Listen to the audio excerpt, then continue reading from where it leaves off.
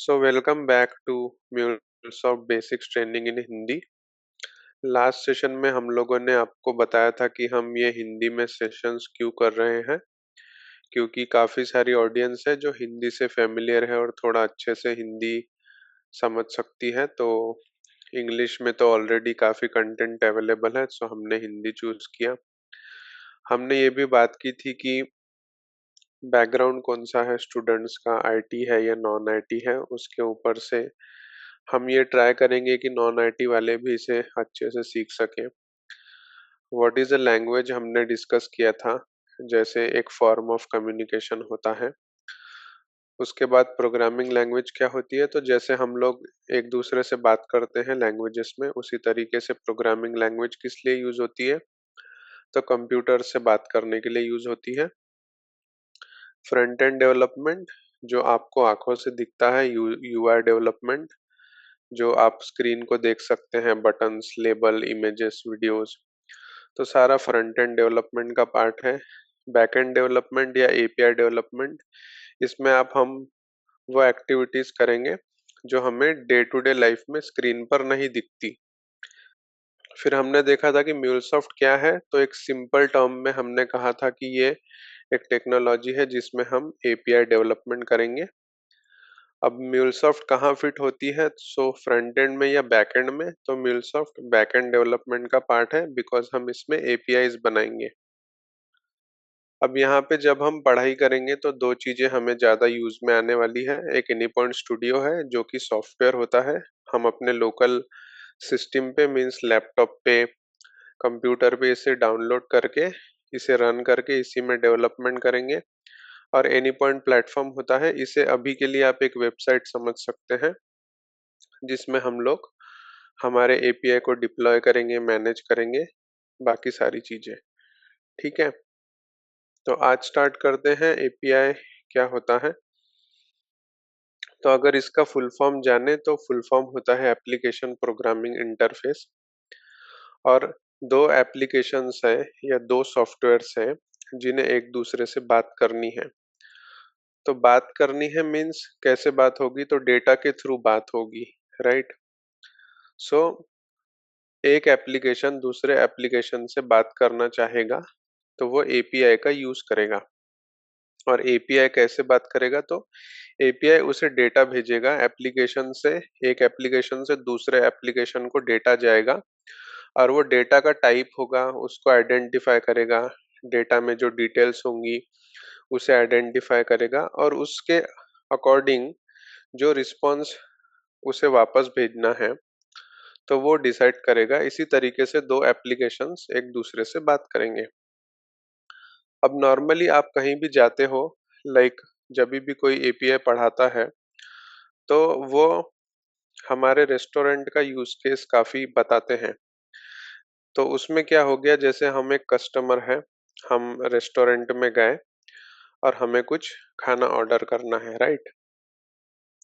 तो जैसे हम आ गए, हमारे हाथ में मेनू है, सो एक व्यक्ति आएंगे वहां पे, वो हमारा ऑर्डर लेंगे और वो ऑर्डर ले जाके शेफ को देंगे, राइट। शेफ फिर वो ऑर्डर प्रिपेयर करेगा और फिर वो हमारे टेबल पे आएगा, राइट। तो यहाँ पे जैसे हम क्लाइंट हो गए, राइट। कस्टमर एक क्लाइंट है, वो एपीआई का यूज कर रहा है जो कि वेटर है, और शेफ आपका सर्वर है।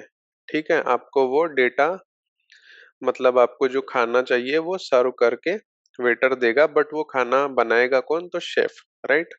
सो कस्टमर अपनी बातें मीन्स अपना ऑर्डर वेटर जी को बताएगा और वेटर जी वो ऑर्डर लेके जाएंगे शेफ के पास। फिर शेफ वो ऑर्डर प्रिपेयर करेगा।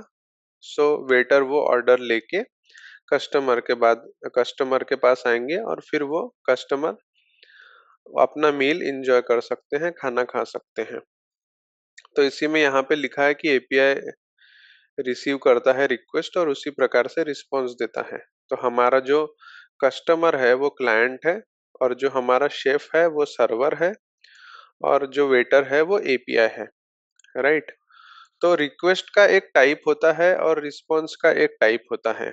जैसे कस्टमर ने जो भी वेटर से कहा कि मुझे ये ला दो वो ला दो, तो वो रिक्वेस्ट का पार्ट हो गया, राइट। तो वो रिक्वेस्ट गई शेफ के पास कि एक कस्टमर ने जैसे खाने में उसको ये चाहिए, पनीर की सब्जी चाहिए, नान चाहिए, ये हमारी रिक्वेस्ट का पार्ट हो गया। फिर जो एक्चुअल डेटा आया हमारा, शेफ ने बना के दिया तो वो एक्चुअल खाना आया, राइट।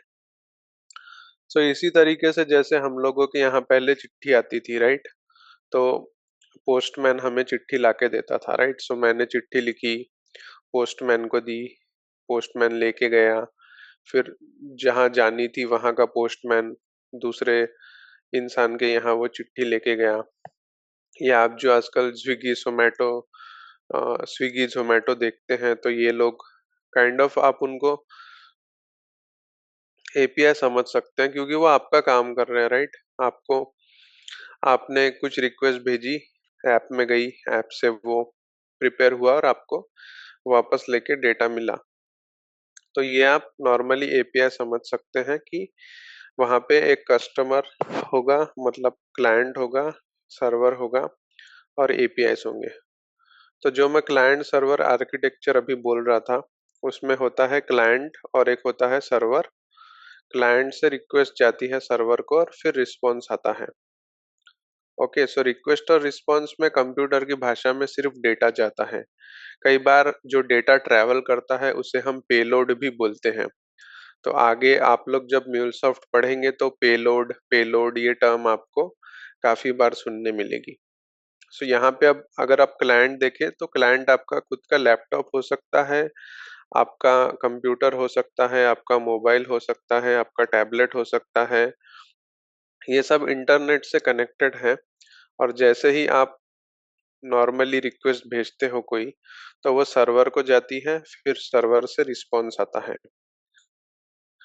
और मेजरली हम लोग ज्यादातर टाइम हम जो भी वेबसाइट्स पे बिताते हैं इन टर्म्स ऑफ लैपटॉप या कंप्यूटर, सो हम ब्राउजर के थ्रू ही एक्सेस करते हैं, जैसे गूगल क्रोम हो गया, Microsoft Edge explorer, Mozilla Firefox.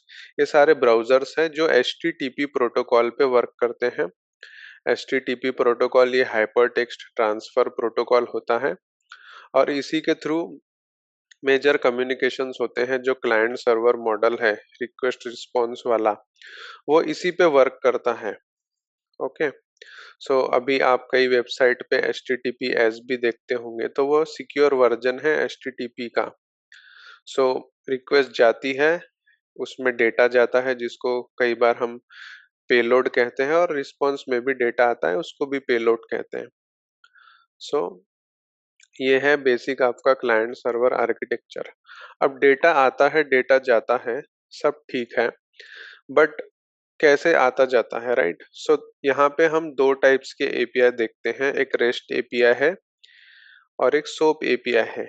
Rest API अगर आप यूज कर रहे हैं तो डेटा जिस लैंग्वेज में जाएगा या जिस फॉर्मेट में जाएगा उसे जेसन कहते हैं, और सोप एपीआई अगर आप यूज कर रहे हैं तो डेटा जिस फॉर्मेट में जाएगा उसे एक्सएमएल कहते हैं।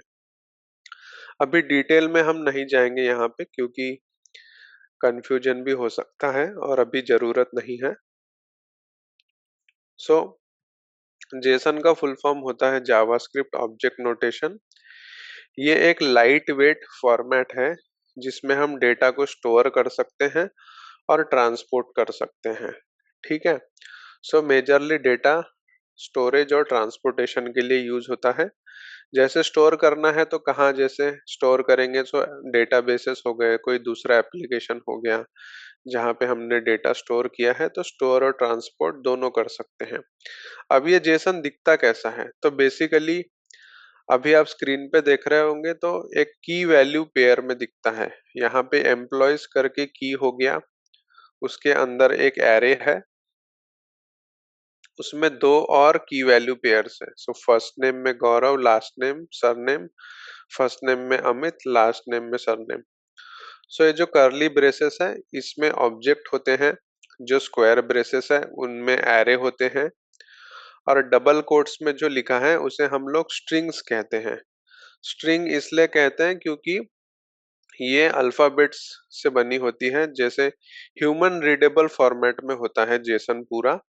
सो आप अगर एम्प्लॉयज आपने देखा कहीं स्क्रीन पे तो आपको समझेगा कि हाँ भाई ये कोई कंपनी का डेटा है, उसके एम्प्लॉयज होंगे जिनका फर्स्ट नेम और लास्ट नेम लिखा हुआ है। तो जेसन ऐसे दिखती है, समझने में भी इजी है और लाइट वेट है, तो ट्रांसपोर्टेशन में भी कोई इश्यू नहीं होता है। अब एक्सएमएल देखेंगे आप तो एक्सटेंसिबल मार्कअप लैंग्वेज है। ये भी सेम पर्पस है, इसका भी स्टोर करती है और ट्रांसपोर्ट करती है डेटा। और इसमें टैग्स होते हैं, तो टैग्स के बेसिस पे आप चीजें आइडेंटिफाई कर सकते हैं। आपको टैग ही चाहिए, विदाउट टैग्स आपको एचटीएमएल में नहीं दिखेगा कुछ। सो अभी आपने जो हमारा जेसन डेटा था उसी टाइप से ये भी डेटा है। तो आप में आपको यहाँ पे दिख रहा है कि एम्प्लॉयज करके एक पेरेंट टैग है। सो एक्सएमएल में हमेशा एक पेरेंट टैग होता है जो कि जरूरी होता है। विदाउट पेरेंट टैग आप अंदर चाइल्ड्स वगैरह नहीं बना सकते। सो यहाँ पे अगर आप देखेंगे तो एम्प्लॉयज करके एक पेरेंट टैग है, उसके अंदर में एक एम्प्लॉय टैग है और उसके अंदर फर्स्ट नेम और लास्ट नेम है। So employees inside employee there is an employee और फिर उसके अंदर फर्स्ट नेम और last name. So employee tag है, एम्प्लॉयज टैग है, एम्प्लॉय टैग है, first name last name tag है। सो एक चीज और ध्यान में रखना पड़ता है यहाँ पे कि जो टैग स्टार्ट हुआ है वो टैग को एंड भी होता है। सो अगर आपने कोई टैग स्टार्ट किया और वो टैग एंड नहीं किया तो आपका सिंटैक्स एरर होगा और आपका कोड नहीं चलता है सम केसेस में। सो यहाँ पे आप पहली सेकंड नंबर की लाइन जो एम्प्लॉयज है और लास्ट नंबर की लाइन जो एम्प्लॉयज है उसमें देखेंगे तो स्लैश एम्प्लॉयज मतलब वो टैग क्लोज हो चुका है। उसी तरीके से आप फर्स्ट एम्प्लॉय देखेंगे और उसके बाद फर्स्ट नेम लास्ट नेम को भी देखेंगे तो उनको सबको स्लैश करके हमने टैग को क्लोज किया है। सो यहाँ पे ये चीज बहुत इम्पोर्टेंट है कि टैग जो स्टार्ट हुआ है उसे क्लोज भी करना जरूरी होता है। सो जेसन और एक्सएमएल अभी आप कंपैरिजन करेंगे तो आपका जो पेलोड है वो जेसन में काफी ज्यादा रीडेबल होता है और एक्सएमएल में थोड़ा ट्रिकी जाता है सम सिचुएशंस में रीड करना या डेटा के फॉर्मेट को जेसन से एक्सएमएल, एक्सएमएल से जेसन करना, क्योंकि आप म्यूलसॉफ्ट में यहाँ पे मोस्टली डाटा ट्रांसफॉर्मेशंस करेंगे। एक तरीके का डेटा आया आपके पास लेट से जेसन और आप जिस सिस्टम के साथ कम्युनिकेट करना चाह रहे हैं उसको जेसन नहीं समझता, वो एक्सएमएल में कम्युनिकेट करता है। तो आपका जो पेलोड है, पेलोड मीन्स मेन डेटा, तो आपको जेसन से उस पेलोड को कन्वर्ट करना पड़ेगा एक्सएमएल में और फिर आप वो एक्सएमएल डेटा को दूसरे सिस्टम को देंगे। इसी तरीके से अगर आपका रिक्वेस्ट में पेलोड आ रहा है एक्सएमएल में बट आपके जो सिस्टम है जिससे आप बात कर रहे हो उसको जेसन समझता है, तो आपको एक्सएमएल से आपके डेटा को ट्रांसफॉर्म करना पड़ेगा जेसन में। ट्रांसफॉर्म मीन्स हम समझेंगे कि बदलना पड़ेगा। एक्सएमएल में आपका डेटा आया रिक्वेस्ट का पेलोड और आपको जेसन में चाहिए, तो आपको एक्सएमएल से उसे बदलना होगा जेसन में और तभी जाके आपका वो सिस्टम उसे समझ सकता है। सो ये दो आपको देखने मिलेंगे मोस्टली एपीआई जो आप बनाएंगे। रेस्ट एपीआई होगा तो जेसन में बात करेगा, सोप एपीआई होगा तो एक्सएमएल में बात करेगा। सो आज के लिए इतना ही। नेक्स्ट सेशन में हम लोग इंस्टॉलेशन देखेंगे और उसके बाद हम लोग हमारा पहला प्रोग्राम लिखेंगे म्यूलसॉफ्ट में। Thank you.